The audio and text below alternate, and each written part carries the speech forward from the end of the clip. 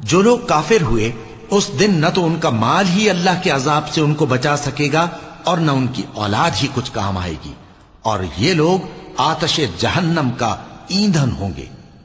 ان کا حال بھی فرعونیوں اور ان سے پہلے لوگوں کا سا ہوگا جنہوں نے ہماری آیتوں کی تکذیب کی تھی، تو اللہ نے ان کو ان کے گناہوں کے سبب عذاب میں پکڑ لیا تھا، اور اللہ سخت عذاب کرنے والا ہے۔ اے پیغمبر، کافروں سے کہہ دو کہ تم دنیا میں بھی عنقریب مغلوب ہو جاؤ گے اور آخرت میں جہنم کی طرف اکٹھا کیے جاؤ گے، اور وہ بری جگہ ہے۔ تمہارے لیے دو گروہوں میں جو جنگ بدر کے دن آپس میں بھیڑ گئے قدرت الہی کی عظیم الشان نشانی تھی۔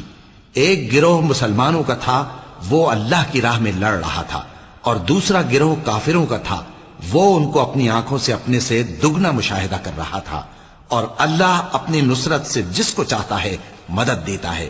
جو اہل بصارت ہیں ان کے لیے اس واقعے میں بڑی عبرت ہے۔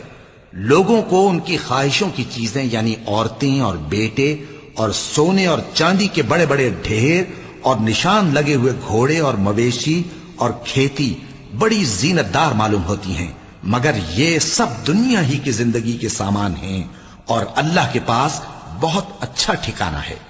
اے پیغمبر، ان سے کہو کہ بھلا میں تم کو ایسی چیز بتاؤں جو ان چیزوں سے کہیں اچھی ہو؟